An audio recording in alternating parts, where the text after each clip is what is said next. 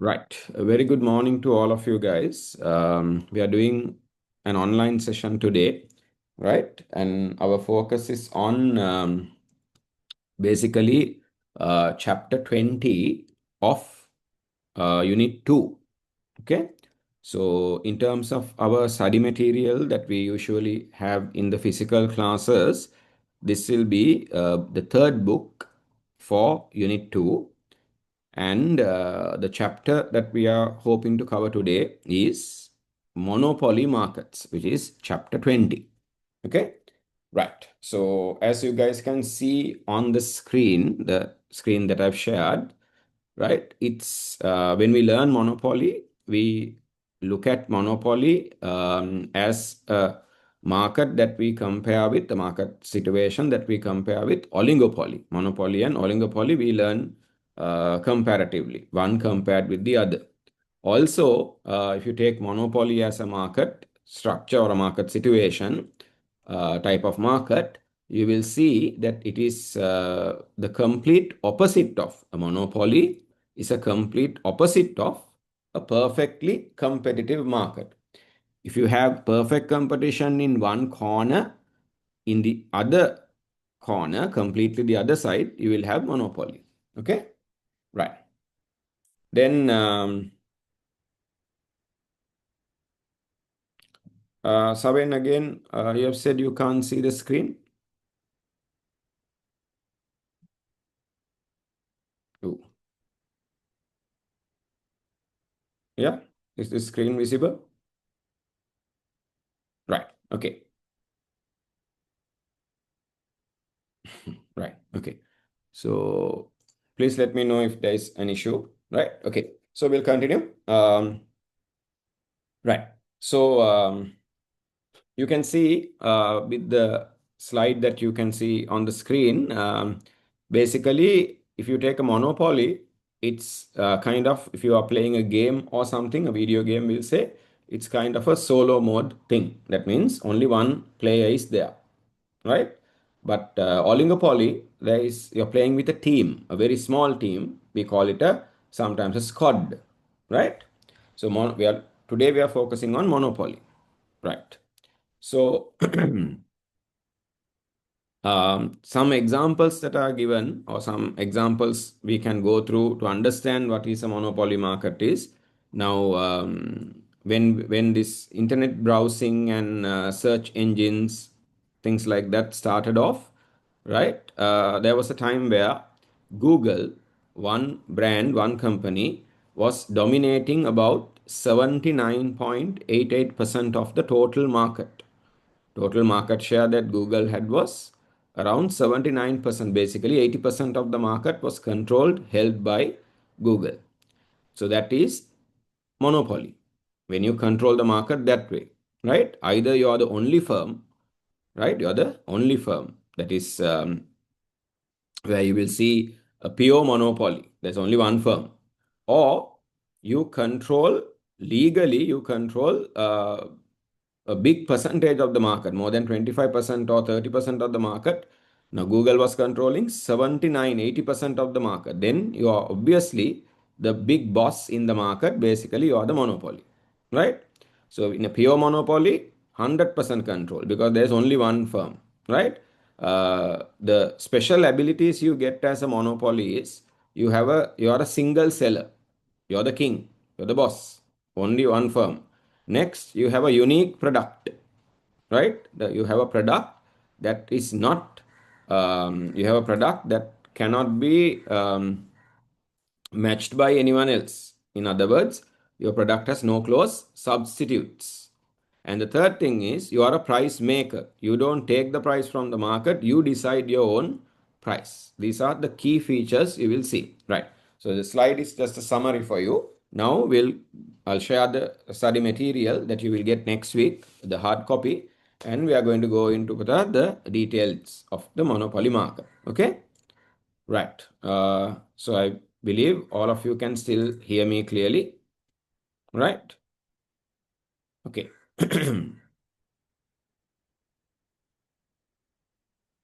Right.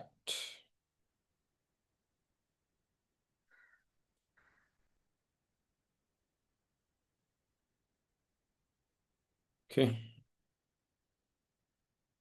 just give me a minute.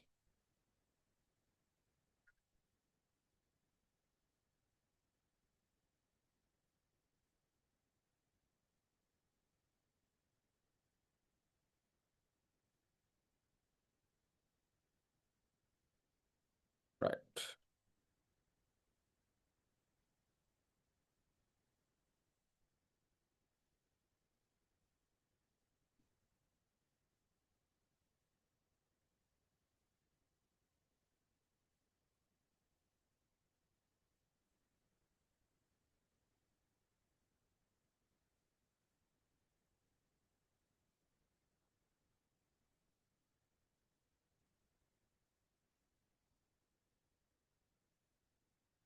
Right. I think now you guys see the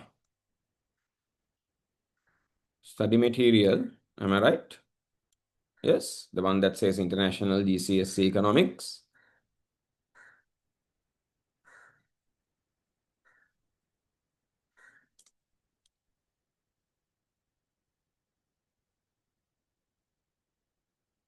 Yeah.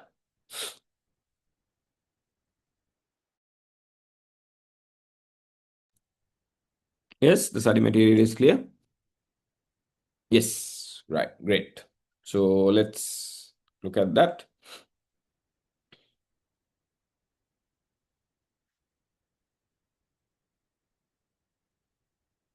Right. Um, so as I said, Buddha, this is Unit 2, Book 3. Right. We are focusing on Chapter 20 and 21. Today's class will focus on Chapter 20, Monopoly Markets. Right. So the basic stuff is clear. So Unit 2, as you guys know, is business economics. So in terms of Unit 2, we have covered a certain area, and now we are looking at the different market structures. Okay. Right. So here we go. I want to read this with you guys. So hopefully you can see this. Right? Right. So first, let's talk a bit about the background of a monopoly market. So in a easy way to remember, you can call the monopoly market the boss level of things, you know, the dominant level of things. In the high stakes game of economics, reaching a monopoly is the ultimate, what level? Boss level, the top level. Imagine wandering through Colombo looking for a specific tech service, only to realize there is exactly one provider in the entire country. If there's only one company providing that particular tech or technological service, that means there's a monopoly. When competition is absent, that single firm has main character energy. That firm will be the only character. That firm will be the only firm, right? Holding all the cards. For a consumer, this matters because without rivals, right? Without rivals, uh, to nerf that, meaning reduce the power of that firm, without other firms, they are to control the power of that firm through lower prices or better quality. The boss firm sets the rules. They will control the market and they will dominate the market. And this single firm, which is called the monopoly firm or the monopolist, they can exploit the consumer. They can exploit the consumer. Then it says, based on the Edexcel curriculum, we define market dominance, that is the monopoly status, through two lenses. One is pure monopoly. The existing This exists when a single producer, only one producer, single producer, supplies 100% of the market. When one producer supplies 100% of the market, that's called a pure monopoly. Only one seller is there. There are zero rivals, no competitors, no rivals. A classic example is the Indian railways. There's only, even Sri Lanka railway services. Only one company, only the government railway department provides a service, even in India, right? Which is the sole supplier of rail travel in India, owned by the government and employing over 1 million people. The Indian Railway Department is known as one of the largest employers in the world. If you take a company that employs a set highest number of people, they are one of the largest, right? Then it says legal monopoly. So first is a pure monopoly, legal monopoly. In the UK and in many other regions in the world, a firm is legally considered a monopolist.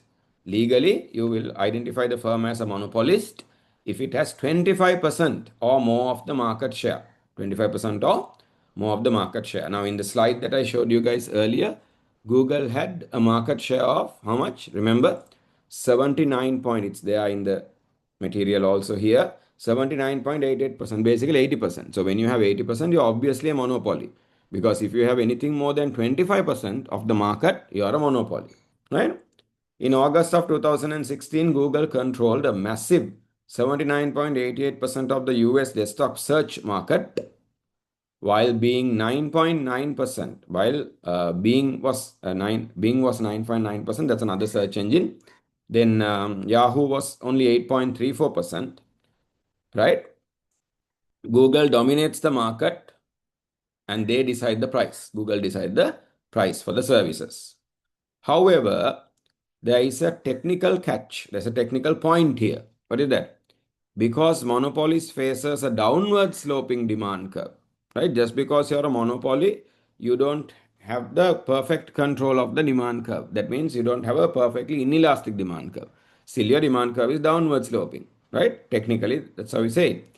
So understand it this way, but in a practical way, because a monopoly is facing a demand curve that is downward sloping, what that means is, are you guys with me? This is the important part. So really concentrate. If a demand curve is downward sloping, that means that law of demand is applicable. Okay, law of demand is applicable. What does that mean?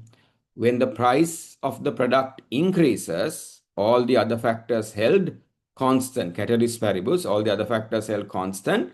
When the price of the product increases, quantity demanded will decrease. The quantity people are willing to buy will decrease. When the price decreases, quantity will increase. That is the law of demand that is shown by a downward sloping demand curve. Got it? So monopoly firm also faces the law of demand, faces a downward sloping demand curve, which means, really concentrate, which means that even though you are a monopoly, even though you are the big boss, you can't control both price and quantity. You can only control either price or the quantity. You cannot control both price and quantity just because you are a monopoly. Reason, why can't a monopoly control both price and quantity? Reason, because they are facing a downward sloping demand curve. Downward sloping demand curve. What does that mean? Monopoly also has to face the law of demand. Law of demand is for everyone, right? Whatever the firm you are. Price increases, people will buy less. Price decreases, people will buy more. So if a monopoly firm wants to have a higher price, they have to understand they will sell less. People will buy less. If a monopoly firm wants to sell more, if they want people to buy more of their product, even you're a monopoly, you have to reduce the price. You can only control either price or quantity. You cannot control both price and quantity at the same time. Okay? Right. Next. The final paragraph here. So this particular paragraph that I just highlighted, I have explained. Okay. Then when a firm is the only provider, a unique product, consumers are often left with take it or leave it choice. Meaning either if you want the product, this is the only product in the market, take it. If not, leave it. Take it or leave it option. Right? If you are a monopoly, that's what you face. If you're in a monopoly market as a consumer, you don't get a choice, right? Because the product is unique. That means the product does not have any close substitutes. And also, monopoly will remain the big boss. Monopoly will remain the giant in the market. How? By having by building a fortress. What is a fortress? That stops your enemies from coming in, your rivals from coming into the coming into the fortress or coming into where you are. You build a fortress, right? So monopoly is like a fortress. Why? Because they have many barriers to entry. Barriers to entry. So when you have many barriers to entry, automatically what's going to happen is you're going to get stuck. You're going to keep all the competitors out of the market and you're going to stay very safe and the giant or the big boss. Got it? Right. Now, with that background, I think we can write a definition for a monopoly with very clear understanding of what we are writing. Okay? Right. So, I'll type this out with you guys, right? And you need to write it with me. Okay, I'm going to type it out and you need to quickly write it, Buddha, because we need to make sure the note is there, right? When you get the hard copy of the material by next week. Okay, so we say a monopoly is a, right, market situation in which,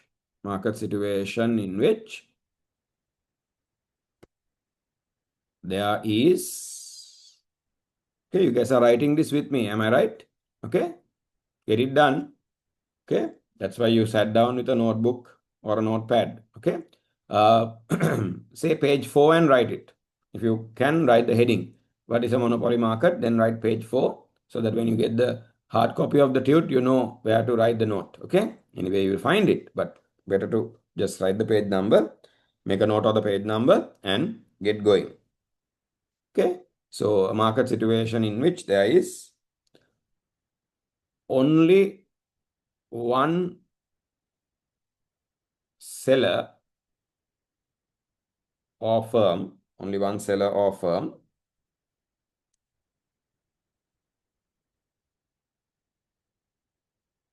dominating the market, right? Dominating the market, only one firm dominating the market, or only one dominant seller or firm, right? Right. So we are defining a pure monopoly then, okay? The market, or sometimes we say, we'll write within brackets, market or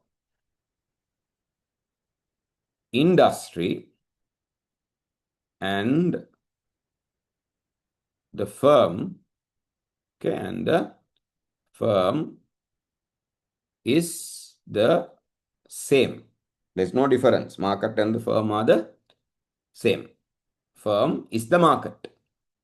Get it? Because only one firm is there. Right? Then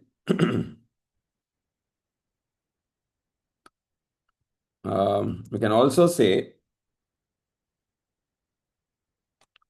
and the monopolist. Monopolist means the monopoly firm.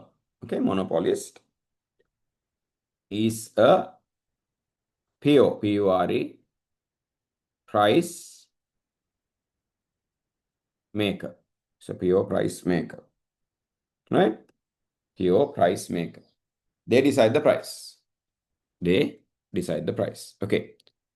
Okay. Hopefully you guys have got the note done.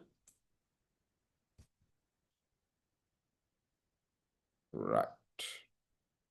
Okay. Next week, when you get the hard copy of the study material, make sure you have written the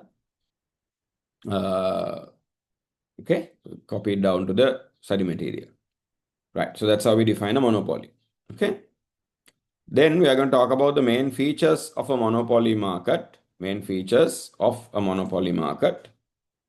Right. We have an idea about this also, so quickly we can get it done. Right. So we are going to write 4 features. Okay. Right.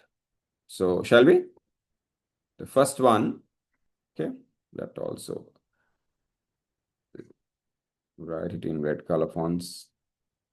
Right. The first one, okay. One firm or business dominates one firm or business. You guys can see clearly, am I right? And you're writing this with me, okay? This is page number 5. And we are writing the main features of a monopoly market. Okay. One firm dominates the market. Okay. One firm dominates the market. That's the first feature. So there's nothing much to explain there. There's only one firm in the market. Second feature. Okay. We can say unique. Okay. Unique. We'll say product. Unique product. So what does that mean? No close substitutes. The product doesn't have any close substitutes. It's a product that is not like any other product. No close substitutes. Another way to say this is the product is highly. The product is highly differentiated.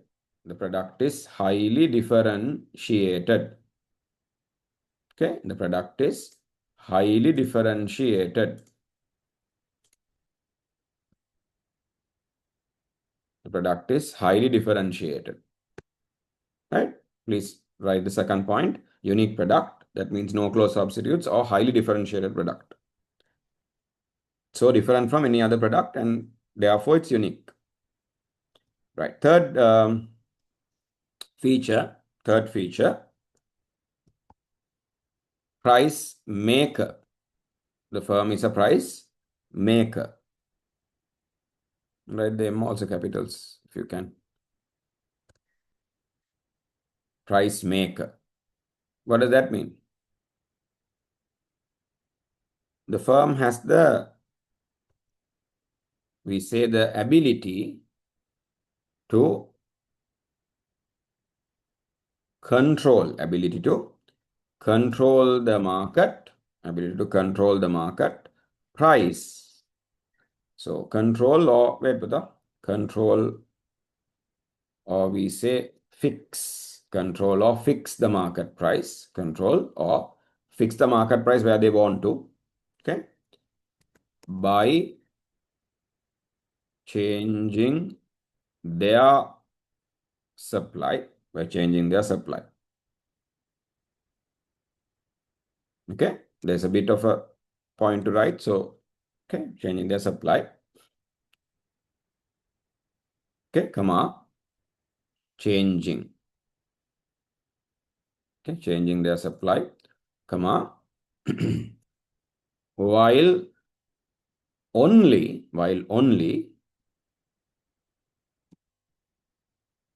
controlling either price or quantity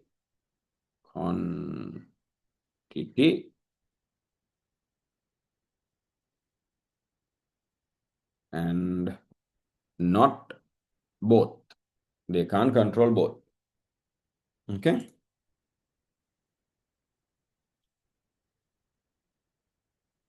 Ability to control or fix the market price by changing their supply, while only controlling either price or quantity, not both. Okay, and not both. Is that clear?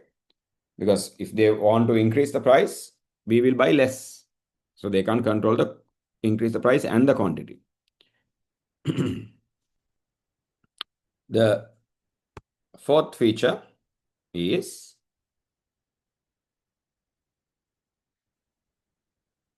barriers. Okay. Barriers to entry. Barriers to entry.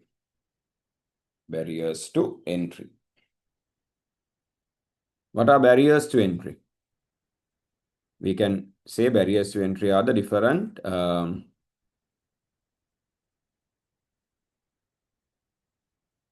obstacles.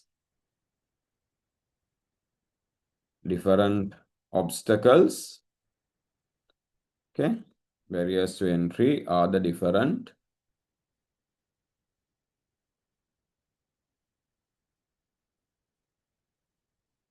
obstacles. Barriers to entry are the different obstacles.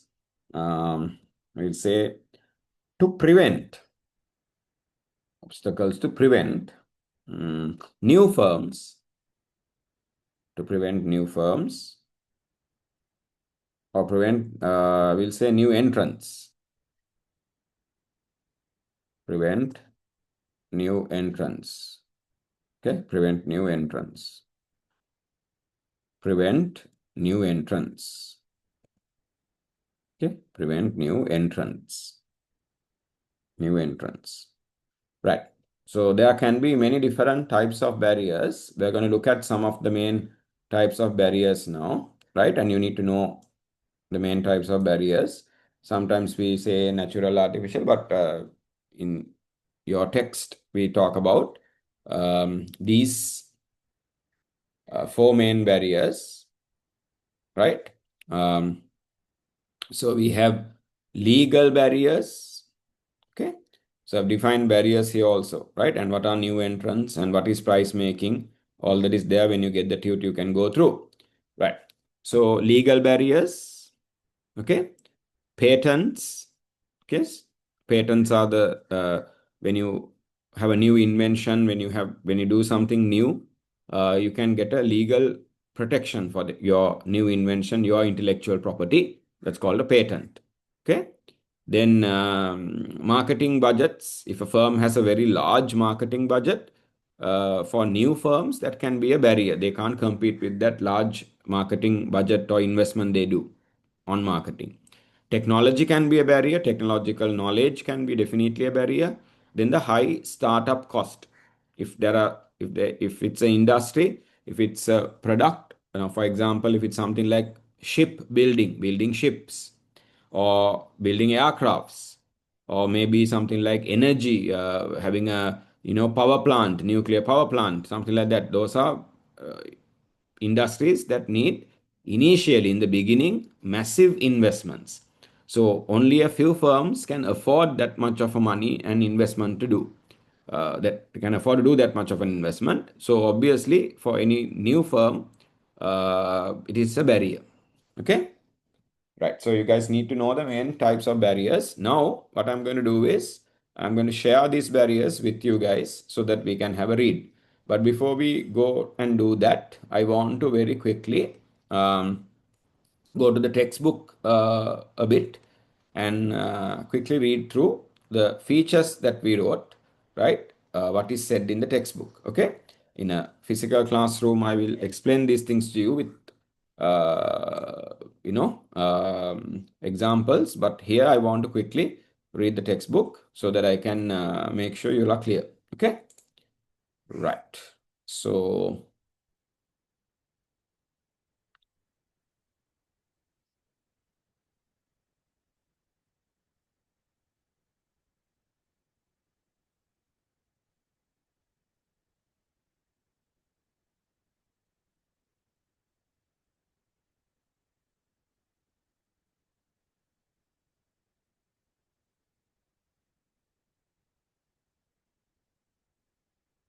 mm, let me see. I had the textbook opened up as a PDF. There we go. Right. So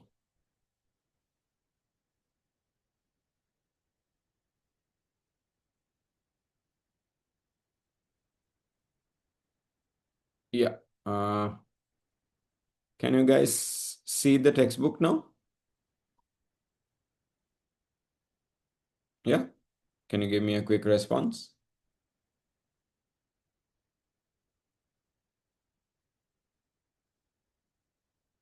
Yeah. Can you all see the textbook, Buddha? Rehan, you have asked me where should we write it. I posted a message on the WhatsApp group to have a notebook or a notepad, put the page number, and if possible, the heading, and get the notes done. Is that clear? Are you clear on that now? Yes, sir. Right. Okay. Yeah, you guys can see the textbook. Okay. Right. So where are we? Where are we? Right here. the features. I just want to quickly read it with you guys. I hope it's clear, right? Just reading through a screen, right? Okay. One business dominates the market. So I'm going to quickly read it, right? You guys can read it with me and just we'll make sure we are perfect on this, okay? In markets dominated by one seller, a monopoly is said to exist. For example, in India, there is only one supplier of railway or rail travel in the whole country. India is a vast or a big country. This is Indian Railways, right? Which employs over 1 million people and is owned and operated by the government of India through the Ministry of Railways. However, a monopoly can exist when one firm dominates the market, even though there are many other firms. I think they're trying to say even though there may others operate, many others operate alongside. For example, in getting started, there are at least 6 firms providing a search engine. At least 6 firms providing a search engine, right? Service in the United States, right? But Google, with a market share fast approaching, almost becoming 80%, dominates the market. So Google is a monopoly legally, right? Okay. Then unique product. Okay, our second feature. The product supplied by a monopolist will be highly differentiated. There will not be another exactly like it.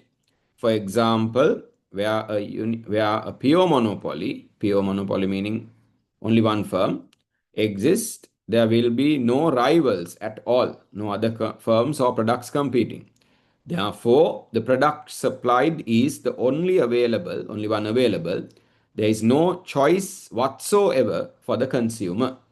This is often the case with railway travel and water provision, for example. Right? Now, in Sri Lanka also, railway travel is only provided by the Sri Lanka Railway Department. Okay?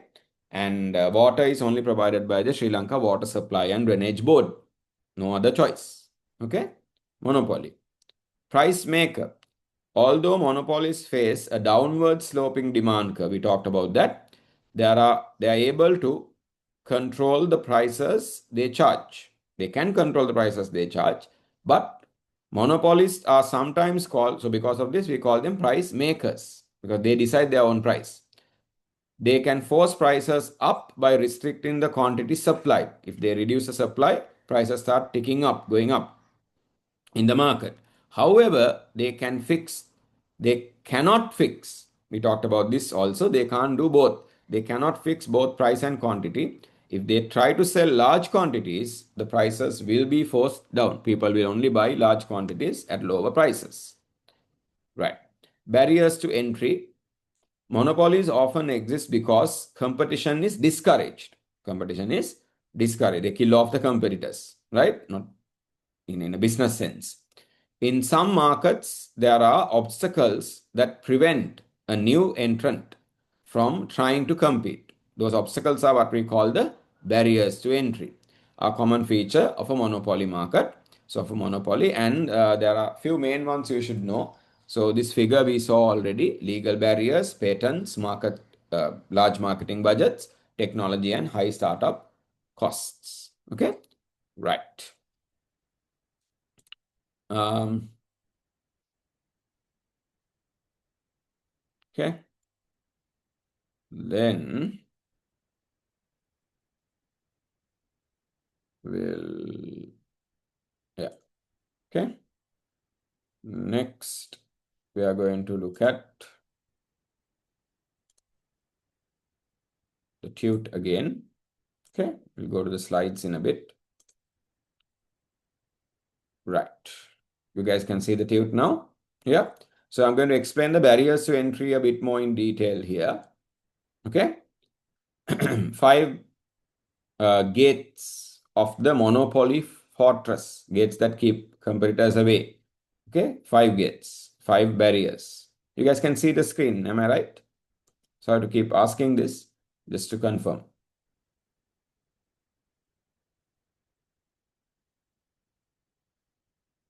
Yeah, right. So first one, you can see the table. Right. Large barrier, legal barriers, sorry.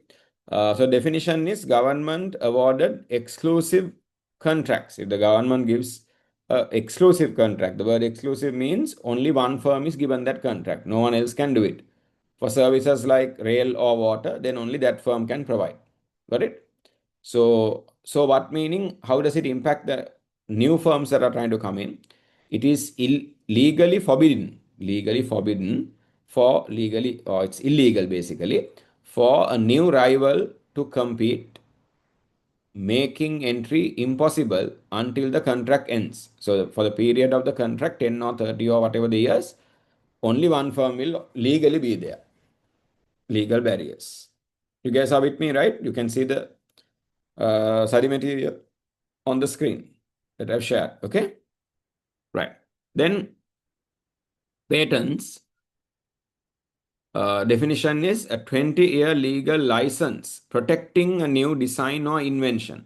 Now, it doesn't always, a patent always is not for 20 years, but now in the tech industry, right, when it comes to these electronics and smartphones and things like that, patents are given for a maximum about 3 to 5 years, maximum 5 years, because technology is very dynamic. So new technologies will come up, and someone could also have a similar technology they have developed. So therefore, they don't give it for very long period. But in some industries, patent licenses can be given.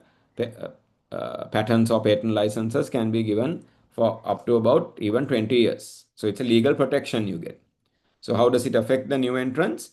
A startup cannot copy the tech or technology, allowing the inventor or to recover their R&D cost. Now to come up with a new invention, right? That is why we give a patent, right? Because they invest a lot of time, effort, and money, especially money. A lot of resources are invested to do the research and develop the new technology. So they need to be given a certain reasonable period of time. That is, the company who invents the technology should be given a certain reasonable period of time to recover or recoup, meaning find the money they need to cover the investment they have done. So that's why a concept like patents is there. Okay, right. Um, then the third barrier is marketing budget, massive spending to create brand loyalty. So if you take sometimes even companies like Coca-Cola or companies like maybe fast food giants like McDonald's and all these people, they invest massively, right, to build their brand, to create a massive brand loyalty. So new burger shop or new cola manufacturer, carbonated drinks manufacturer, it's difficult to compete with that. So it becomes a barrier. If a giant spends US dollars 2,800 million, that means 2.8 billion. The giant spends 2.8 billion on ads like Coca-Cola in 2014. In 2000, way back in 2014, Coca-Cola has spent 2.8 billion on advertising. Now they would be spending double that, right? And they'll be doing sponsorships and so many things, right? Products from new rivals will seem unfamiliar and untrusted because Coca-Cola would be the known brand. So people will buy Coca-Cola, right? Then technology, right? Massive spending, okay, sorry, technology, use of complex, up-to-date machinery that lowers average cost. Very sophisticated, very cutting-edge technology if you want to use, or if you're using, your cost will reduce, and that will give you an advantage. But unfortunately, this technology is very expensive. So unless you are a large monopoly, you can't afford it, right? New rivals cannot match the lower prices of the dominant firm unless they have the same next generation technology. Next gen meaning next generation technology. high startup costs, the massive initial investment needed to begin operating, to start the business itself. So the meaning of that for the new entrants is to compete with Rolls-Royce, who spent over 800 million sterling pounds on research and development in 2016. So how do you compete with them? And that's how they discover, Rolls-Royce is not only a luxury, super luxury car manufacturer, but one of their biggest businesses is they make the engines for commercial airlines, planes. Got it? Aircrafts. So to do that, they do a lot of research and development. Uh, one of the two of the largest aircraft manufacturers, that is Boeing and Airbus, both sometimes use the Rolls-Royce engines on their planes. You need massive capital that most rivals simply don't have. Right. Next, we are going to talk about, as I always say in classes, and you guys should remember this, there's nothing is all good or nothing is all bad in economics. We always do a evaluation. Evaluation is we try to understand what are the pros and cons or advantages and the disadvantages. So that's the next area we are going to go into, right? Okay, so then again, you guys can see you have to now start writing a note. Are you with me? I want all of you guys to respond with a thumbs up or say yes on the group chat. Yeah, you guys are with me? Quickly, come on. I need to make sure you're with me. If not, I'm just talking to a screen. Okay, I got a thumbs up from Nandira. Where are the others? Okay, Avish. Or just type yes. Savin, okay. Kavindya, you are there, Puta? Yes. Rehan, you are there? Okay. Yes, sir. Okay. Right. We are going to write now. Okay. Right. My typing speed might be too slow for you guys, right? Because you write very fast. But anyway, we'll give it a attempt. Page number 6. Okay. If you're writing the page number, this is in page number 6. Okay. So we'll first talk about the advantages or what we call the pros. Okay. Advantages or the pros.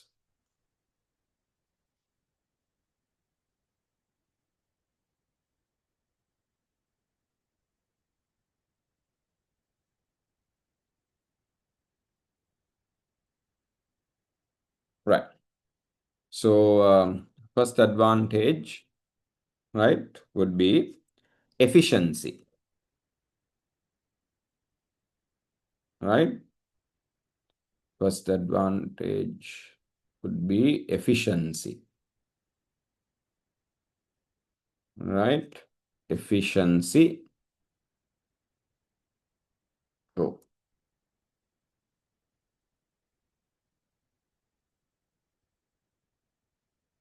right. Efficiency. So there, within brackets, we'll write uh, especially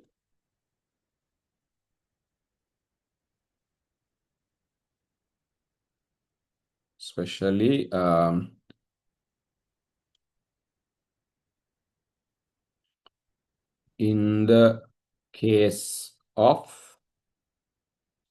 natural monopolies. Okay. Especially in the case of natural monopolies, uh, especially in the case of natural monopolies, let's say due to large economies of scale. Due to large economies of scale. Okay? Due to large economies of scale.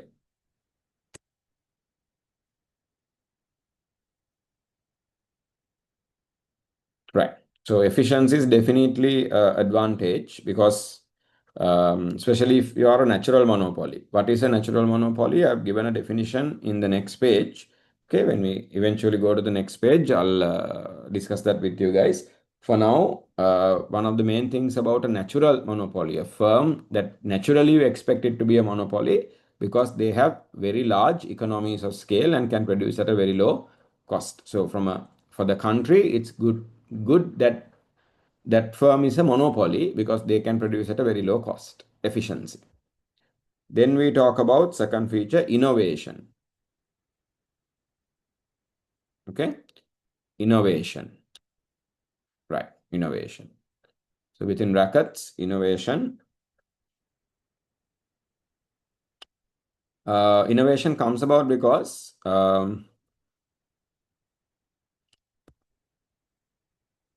ability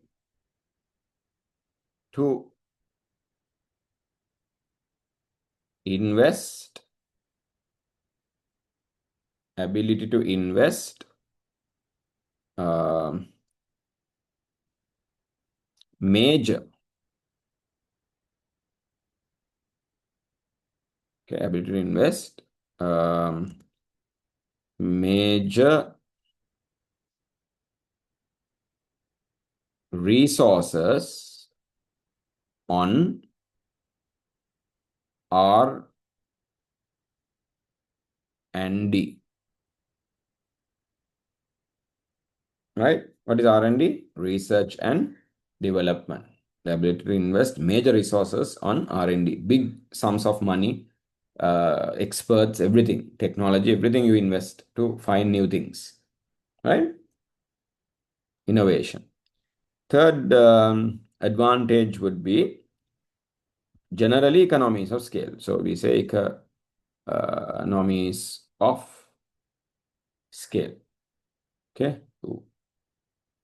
Economies of scale. So there we can say lower ATC, if you guys remember, average total cost, lower average total cost or average cost, comma, lower prices, comma,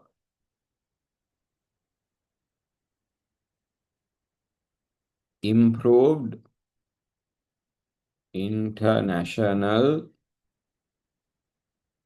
competitiveness.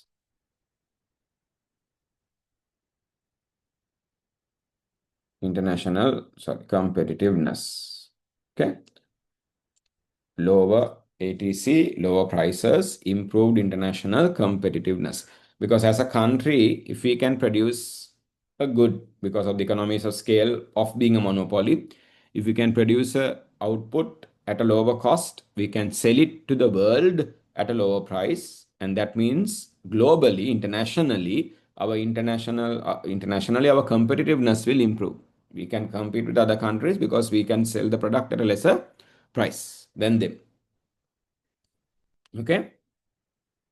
So sometimes it is logical for a country to let some of its industries, let some of its markets be monopolies because then they can compete internationally better. Not always, but sometimes. Right. Next, we are going to talk about the disadvantages or the cons. Disadvantages or the cons. Right? Disadvantages or the cons of having a monopoly. First one, higher prices. Monopolies are profit motivated. They can become very greedy and charge very high prices. So this is basically where the consumer is subject to, we say, price exploitation. Consumer is subject to price exploitation. What exploitation? Price exploitation. Okay? Right. Price exploitation. Okay? Sometimes when I type up, you know, uh, I could make spelling errors. So if you see anything, let me know. Right? Next, higher prices, price exploitation. Done?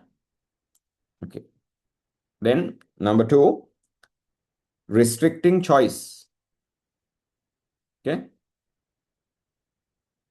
Some of you guys are having connectivity issues. Yes.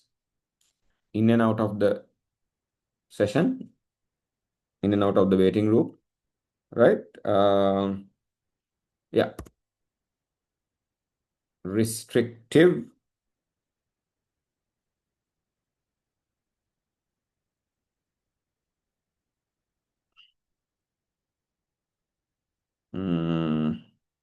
No, restricted, we'll say. Okay. Restricted.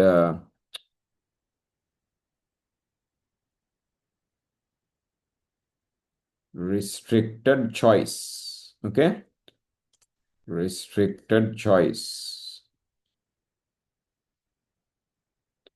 Restricted choices. Yeah, that's better. Restricted choices. Okay, or choice, not plural. Basically, you have a right unique product. So when you have a unique product, you don't have much of a choice. This is where we said, uh, you know,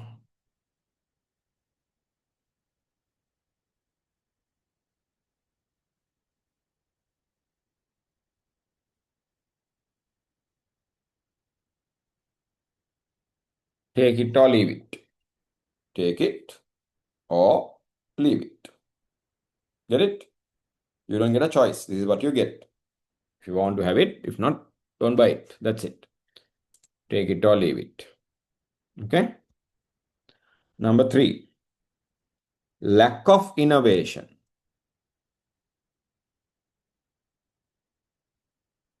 Lack of innovation. So you guys might be wondering now, innovation was given as an advantage. Now we are talking about lack of innovation as a disadvantage. How does that work?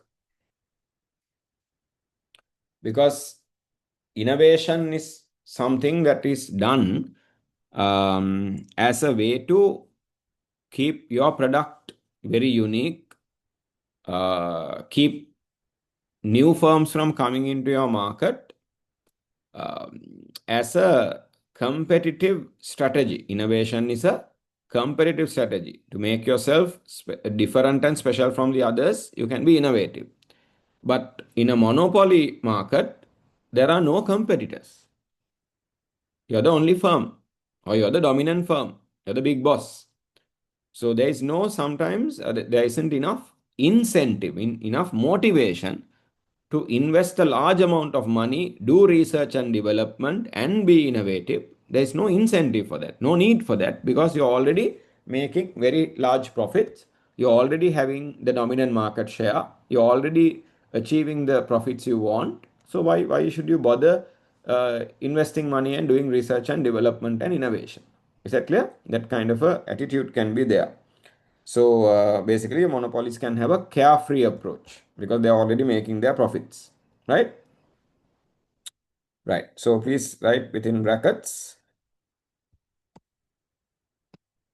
lack of competition.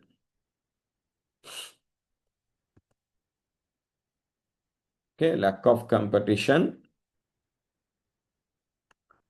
Uh, so no incentive. Okay, lack of competition, no incentive to innovate, no incentive to innovate. Okay. So there will be a carefree. Okay. There will be a carefree approach. Carefree approach. Okay. And when they have this carefree approach, lack of competition, this can also result in things like, uh, and sometimes they become too large. Monopolies become too large, and that leads to diseconomies of scale. Almost all of you guys are in and out of the waiting room.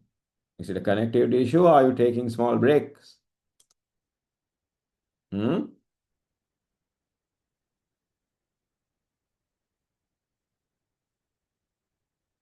Economies of scale. Okay? Diseconomies of scale.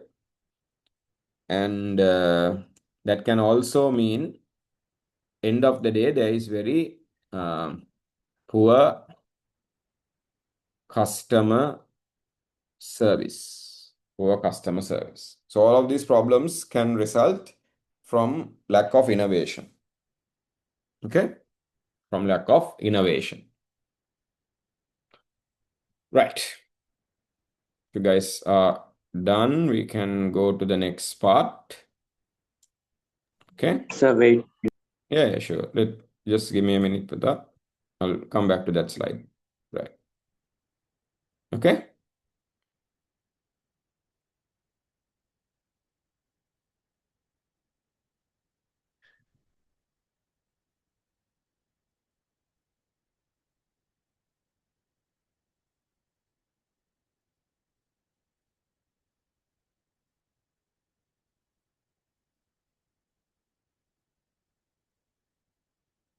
Um, Hold on. Lack of innovation will explain lack of competition, no incentive to innovate, carefree approach, ek hurry. Can we do this? I'm very sorry if you have already written this, but let's take a fourth point. Okay, good thing this is not the final thing you're writing. No? Final thing you will write in the tute. No? So we'll write this point as inefficiency. Yes, inefficiency. So under inefficiency, we'll write too large, diseconomies of scale, poor customer standard. Yeah, that's better. Okay.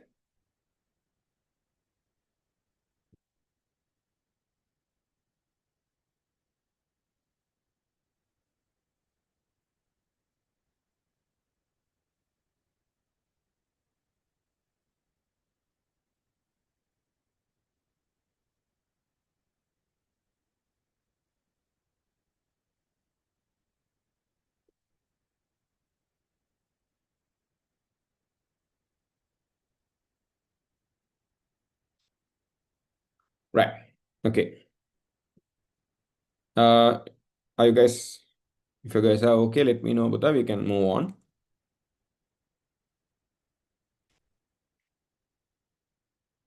So, 3 advantages, 4 disadvantages. You should know.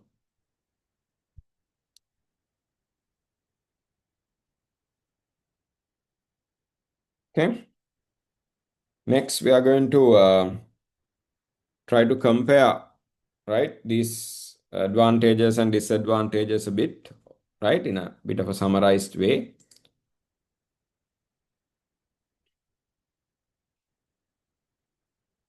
Okay.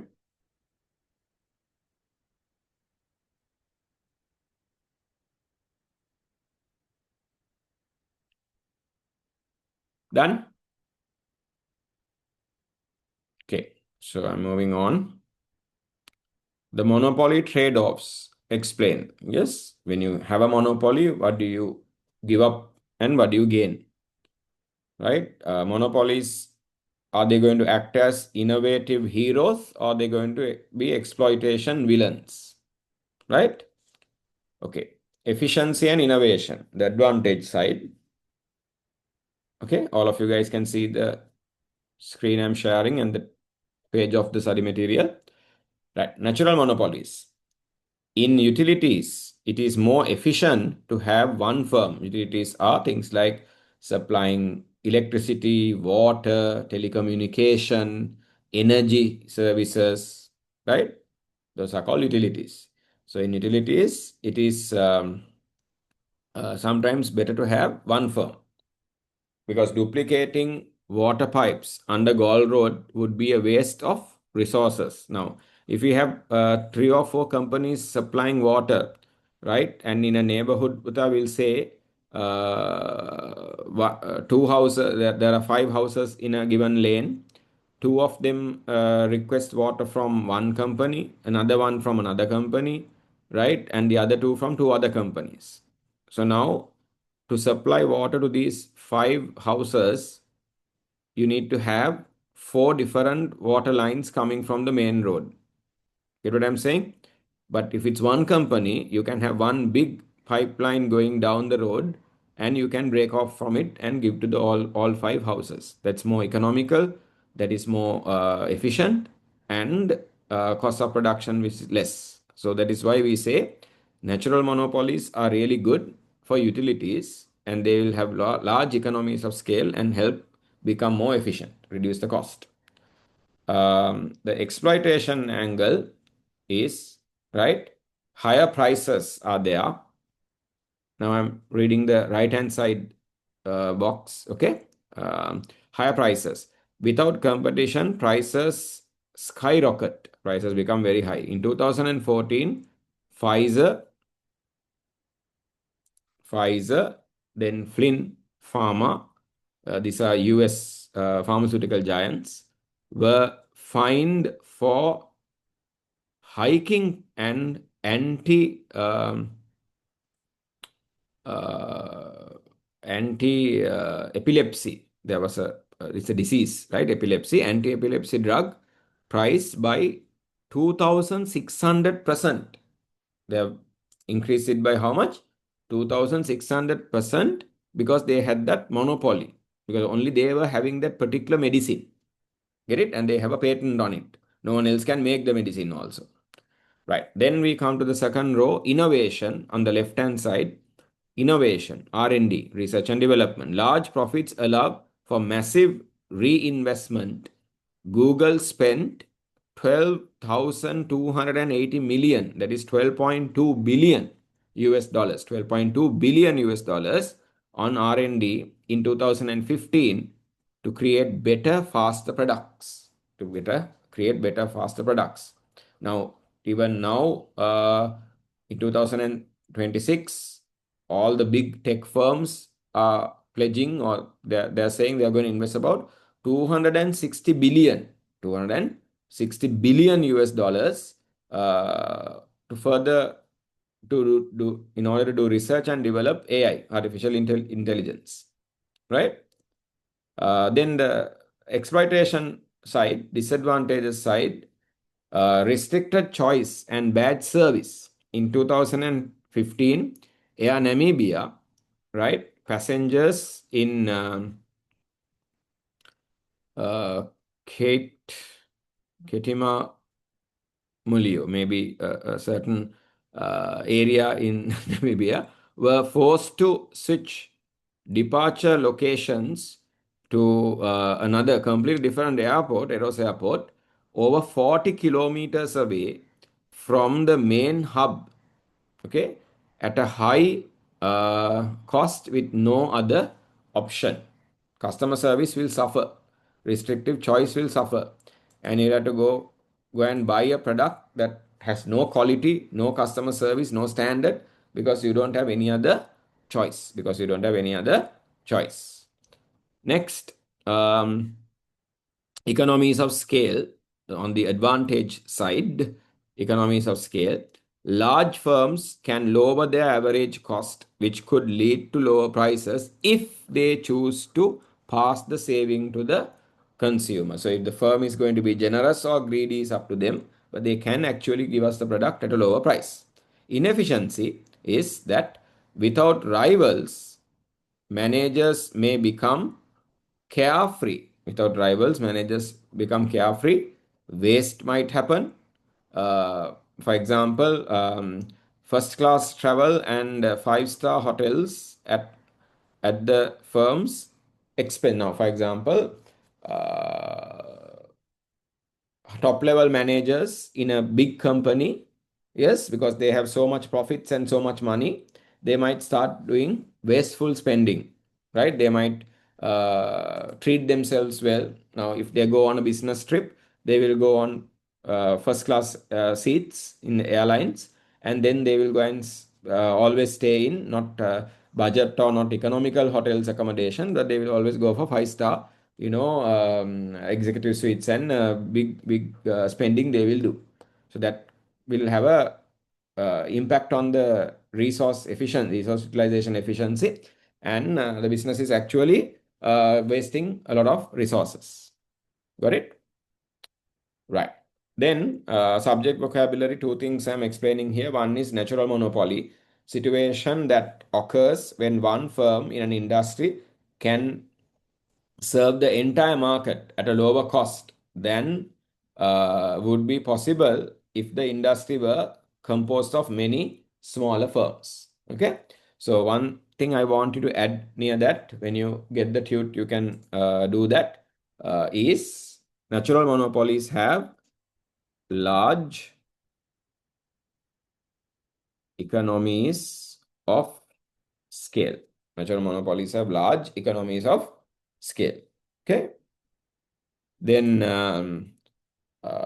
the other subject vocabulary I want to know is market segments, groups of customers that share similar characteristics such as age, income, interest, and social class. So you can segment your market. It's called market segmentation, breaking down your market into different groups who share certain common characteristics, right?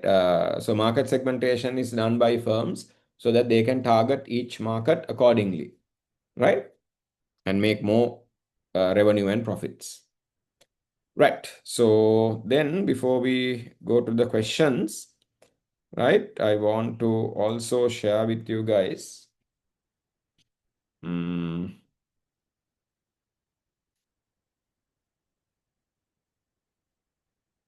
Right.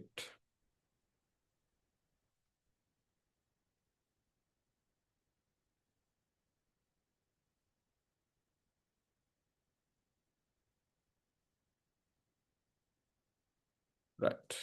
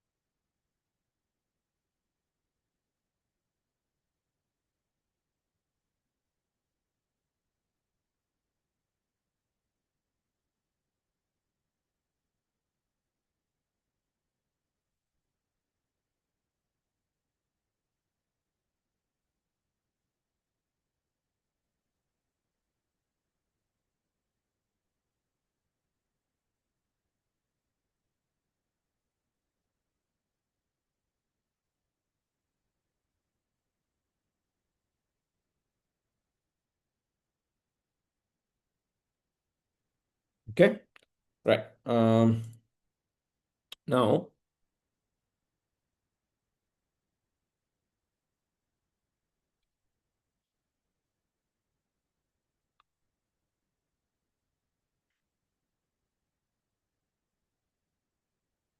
right.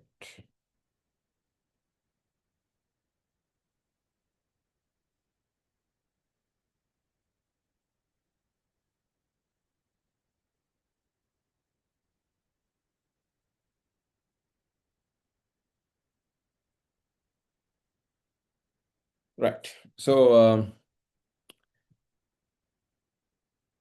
this is a summarized way, right? This is a summarized way to explain, right? barriers to entry. So if you think of it as a fortress, we can identify the main barriers: patents and legal barriers, market budgets, then high startup cost, right? When it comes to things like, companies like Pfizer and things like that, they protect their data, information, and that becomes a barrier, the technology, right?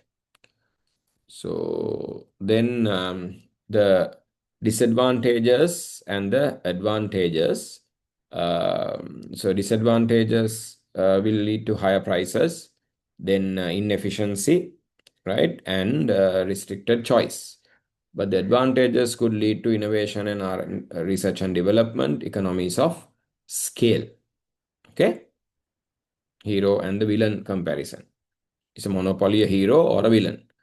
It depends on how they use their monopoly status, monopoly power, right? So this is about oligopoly, which we will discuss next week, uh, hopefully physically, right? Then, okay, right.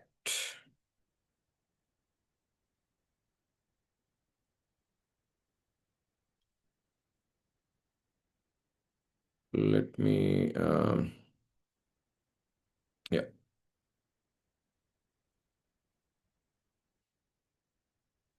again, share the tute with you guys a bit. You don't need that.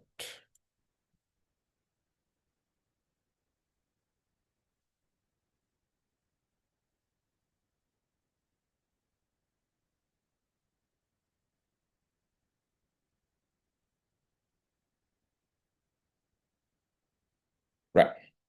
So, there are a few multiple choice questions I want you guys to quickly try and attempt. Okay. I'm going to display them on the screen, right? A few questions at a time. Then we are going to move. I want you to take your notepad, put the question number and the answer number you have, answer letter you have chosen. For example, you say question one, and whatever the letter you chose, you have to write it down. Then later on, when we check, you need to be able to check yourself. Okay. Right. So please focus on this.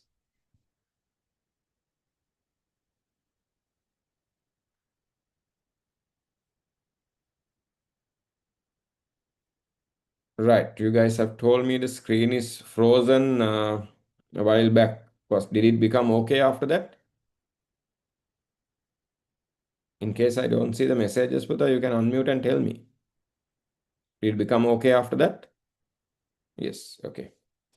Right. Okay. If you didn't get my attention with the message, just quickly unmute and say, sir, this is going on. Right. Okay. Right. Yeah. Even I might be having some internet issues. Okay. So it can get stuck here and there. Right. Okay. So start the questions with the first two. Then I'll keep, okay, dragging it down. Put the question number and your whatever the letter you chose.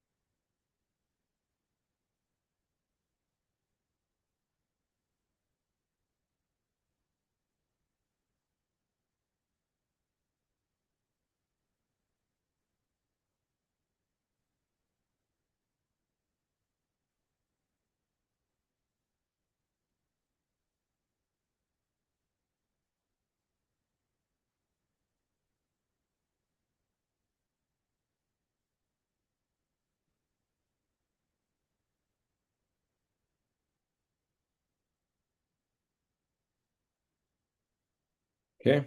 So questions 3 and 4.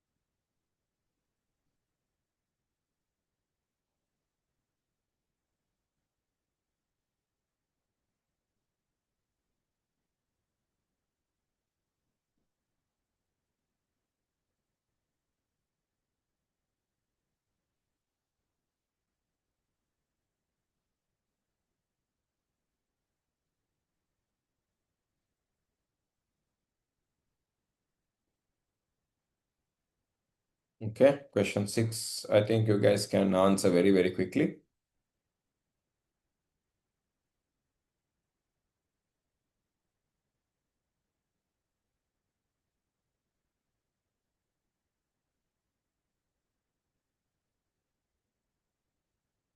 Right. Question 7 and 8.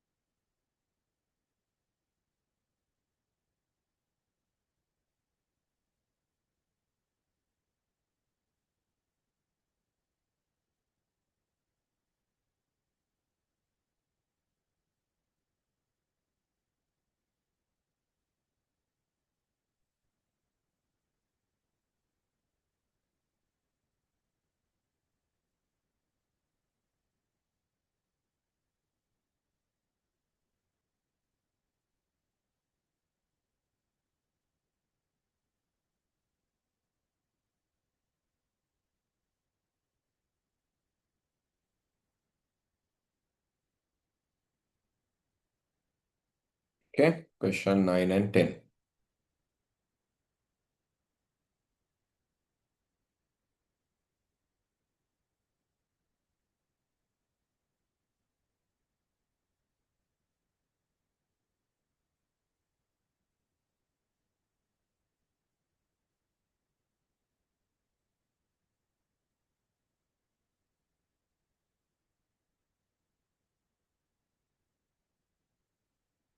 If you guys are done, let me know. Then we can quickly discuss the answers.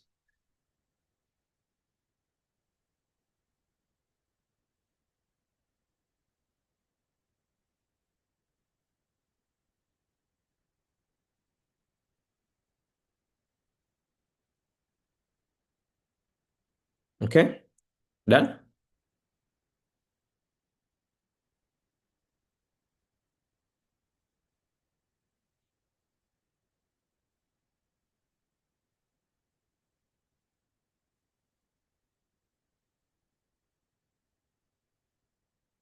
Okay.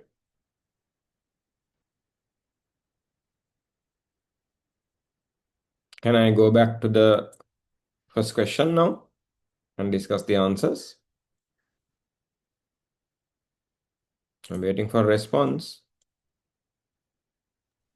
Yes, sir. Oh, okay.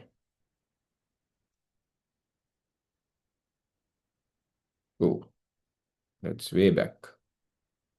Right. Question 1. According to the subject vocabulary, what is the definition of a monopoly? So it's very obvious. The definition of a monopoly is answer B. Right? Answer B. That is a situation where there is one dominant seller in the market. Question 2.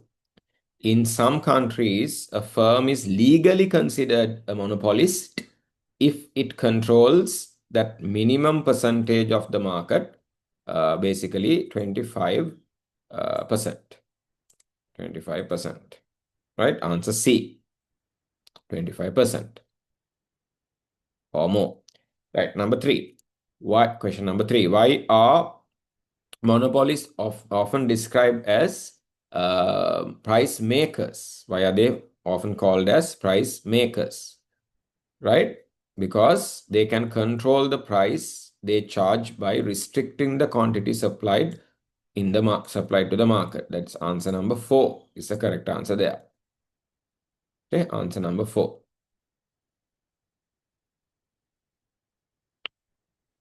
Question number 4. Which of the following is identified in the sources as a legal barrier to entry?